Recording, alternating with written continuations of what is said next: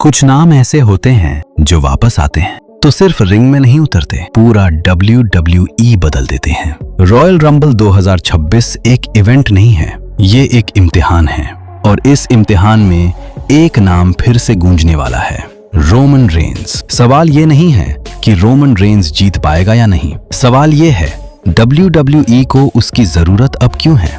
Royal Rumble 2026 का महत्व। Royal rumble हमेशा से WWE का सबसे खतरनाक मंच रहा है। यहाँ कोई चैंपियन नहीं बचता, यहाँ सिर्फ वो टिकता है जिसके अंदर भूख हो, धैर्य हो और दबदबा हो। रोमन रेंस नवंबर 2025 के बाद से WWE टीवी से गायब रहा है। कोई एंट्री नहीं, कोई बयान नहीं, कोई सफाई नहीं। और WWE के इतिहास ने हमें एक बात सिखाई है, जब रोमन रेंस चुप होता है तो वापसी सबसे ज्यादा खतरनाक होती है। Reason number 5, immediate reassertion of dominance. Roman Reigns अगर रॉयल रंबल 2026 जीतता है तो ये जीत सिर्फ रेसलमेनिया का टिकट नहीं होगी, ये एक ऐलान होगा। एक ऐसा ऐलान जो कहेगा, मैं गया नहीं था, मैं इंतजार कर रहा था। रॉयल रंबल जीतना WWE में सबसे सीधा रास्ता है खुद को फिर से टॉप पर बैठाने का। कोई लंबी स्टोरी नहीं, कोई सफाई नहीं, सीधा 29 सुपरस्टार्स को गिराकर खुद को आखिरी आदमी साबित करना। रोमन रेंस को किसी की मंजूरी नहीं चाहिए, उसे सिर्फ एक रात चाहिए और रॉयल रंबल वही रात है। रीजन नंबर 4, अ रेलिएबल रेसलमेनिया मेन इवेंट। WWE एक चीज में कभी रिस्क नहीं लेता, रेसलमेनिया का मेन इवेंट। रोमन रेंस अब तक 10 रेसलमेनिया मेन इवेंट्स कर चुका है। ये कोई संयोग नहीं है, ये भरोसे का सबूत है। रेसलमेनिया 42 WWE के लिए सिर्फ एक शो नहीं होगी, ये ब्रांड की दिशा तय करेगी। जब WWE को गारंटी चाहिए, स्टार पावर, ग्लोबल अटेंशन और स्टोरी जो हर मार्केट में बिके, तो नाम एक ही आता है, रोमन रेंस। रॉयल रंबल जीतकर उसे रेसलमेनिया में भेजना WWE के लिए सबसे सुरक्षित और सबसे मजबूत फैसला होगा।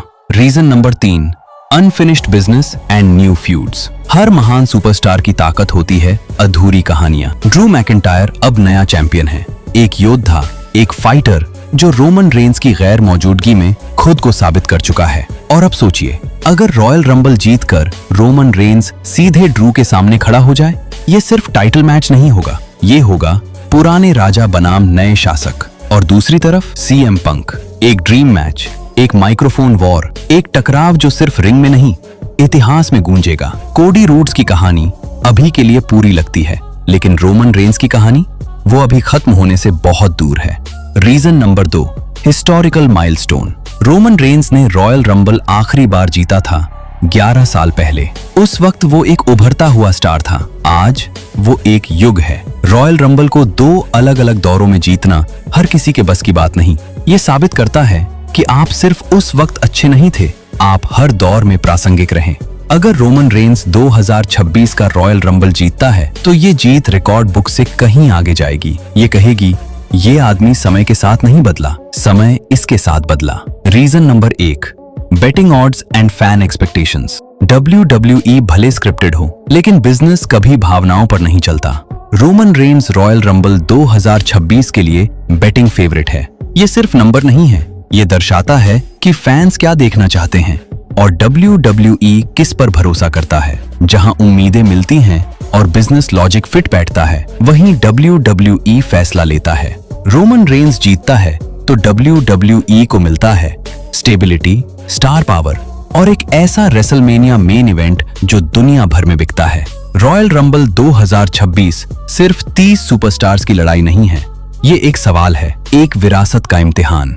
रोमन रेंस को जीतने की जरूरत नहीं है खुद को साबित करने के लिए, लेकिन WWE को उसकी जीत की जरूरत है अपने अगले अध्याय के लिए। क्योंकि कुछ सुपरस्टार्स कहानी का हिस्सा होते हैं और कुछ खुद कहानी बन जाते हैं।